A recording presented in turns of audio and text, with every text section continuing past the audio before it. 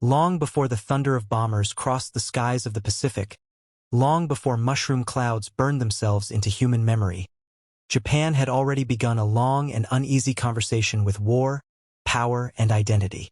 To understand what the Japanese still think about World War II, one must travel far deeper than 1945, beyond surrender ceremonies and occupation reforms, into the centuries-old currents that shaped how Japan saw itself and how it learned to remember. Japan's relationship with war was never born in a vacuum. For centuries, the islands existed under a rigid social order forged by conflict yet obsessed with stability. The samurai class, emerging during the Heian and Kamakura periods, did not merely fight wars. They embodied a moral universe shaped by loyalty, sacrifice, and obedience. Bushidō, the way of the warrior, was not simply a code of combat, but a philosophy that taught honor as something more valuable than life itself. Death, when faced in service to one's lord, was not tragedy, but fulfillment. These ideas survived long after swords were sheathed and castles fell silent, embedding themselves into Japanese culture, education, and national mythology. By the early 17th century, under the Tokugawa shogunate, Japan entered more than 2 centuries of enforced peace. The country closed itself to most of the world, sealing its borders against foreign influence. Yet this isolation did not erase militarism. It preserved it in ritual, memory, and imagination. Samurai no longer fought wars, but they taught discipline, hierarchy, and unquestioning loyalty. War became an idea, controlled, idealized, dormant, waiting for a moment to return. That moment arrived in the mid-19th century, when black ships appeared on the horizon. In 1853, Commodore Matthew Perry forced Japan open at gunpoint, exposing the fragility of its isolation. The shock was profound. To Japan's leaders, the lesson was clear and terrifying. Modern nations survived by force, industry, and empire, or they vanished. What followed was not merely reform, but reinvention. The Meiji Restoration dismantled the old order and replaced it with a centralized state that fused Western technology with traditional obedience. Samurai swords gave way to rifles, but the spirit of unquestioned loyalty remained. Japan did not modernize to become peaceful. It modernized to survive in a world ruled by empires. And to survive, it believed it must become one. By the late 19th and early 20th centuries, Japan had already tested this belief in blood. Victories over China in 1895 and Russia in 1905 stunned the world and reshaped Japan's self-image. For the first time, an Asian nation had defeated a European great power. Pride swelled. Destiny seemed confirmed. Japan was no longer merely defending itself. It was rising, expanding, asserting its place among the rulers of history. Yet beneath the triumph lay a dangerous synthesis. Ancient values of sacrifice and obedience fused seamlessly with modern nationalism. The emperor, once a distant sacred figure, became the living symbol of the nation's soul. To serve the emperor was to serve Japan itself. To die for him was not loss, but honor. Schools taught children that self-sacrifice was the highest virtue. History was rewritten as a sacred march toward imperial greatness. Doubt became disloyalty. Questioning became betrayal. As the world slid toward global conflict in the 1930s, Japan's path narrowed. Economic pressures, Western embargoes, and competition for resources fed the belief that survival required expansion. In 1931, Japan seized Manchuria. In 1937, full-scale war erupted in China. The violence that followed, massacres, forced labor, and atrocities such as those committed in Nanjing, would later haunt Japan's memory, though for decades they would remain shrouded in silence, denial, or selective forgetting. Inside Japan, the war was presented not as conquest but as liberation.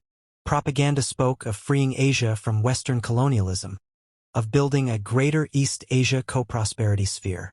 To many ordinary Japanese, raised on loyalty and sacrifice, this narrative felt natural, even righteous.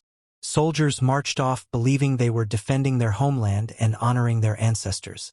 Civilians endured shortages, air raids, and grief with stoic resolve, taught that suffering itself was a form of service. Then came the Pacific War. Pearl Harbor shattered the illusion of limited conflict and plunged Japan into total war with the United States and its allies. At first, victories reinforced belief in destiny. But as years passed, defeat crept closer. Cities burned under relentless bombing. Families starved. Soldiers died not in glorious charges, but in hopeless, grinding battles across islands that would later be known only as names etched on memorials.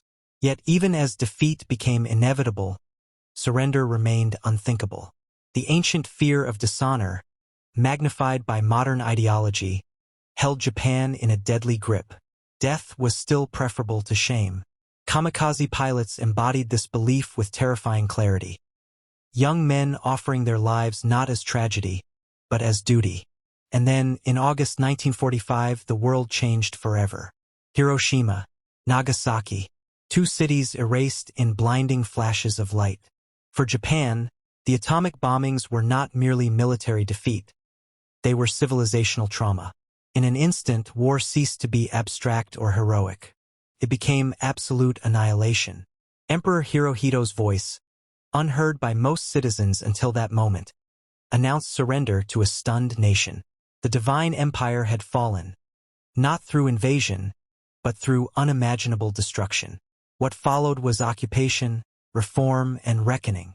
Under American supervision, Japan dismantled its military, rewrote its constitution, and renounced war itself. Article 9 declared that Japan would never again wage war as a sovereign right. For many Japanese, exhausted and grieving, this was not humiliation, but relief. Peace was no longer weakness. It was survival. Yet memory is never simple. In the years that followed, Japan's understanding of World War II fractured into layers that still shape its society today. On one level, the war became a story of victimhood. Hiroshima and Nagasaki stood as symbols not only of Japanese suffering, but of humanity's darkest potential. Firebombed cities, starving civilians, and lost generations filled textbooks, museums, and family stories. The war was remembered through pain endured, not violence inflicted. On another level, silence took root. The suffering of others, Chinese civilians, Korean laborers, Southeast Asian prisoners, often faded into the background of national memory.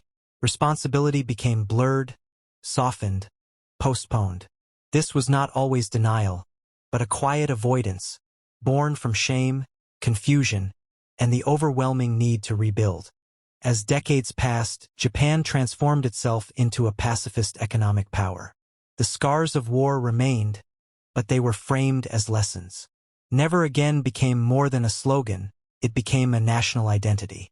Military uniforms vanished from streets. Children learned that war was folly, not glory. Art, literature, and film returned again and again to themes of loss, regret, and the fragility of peace. Yet history never rests. Political tensions, regional rivalries, and generational change slowly reopened old questions. Some voices began to challenge post-war narratives, arguing that Japan had been forced into war, that its actions were misunderstood, that apologies had gone far enough. These views never became dominant, but they were loud enough to provoke domestic debate and international anger, especially from China and Korea. Shrines, textbooks, and official statements became battlegrounds of memory.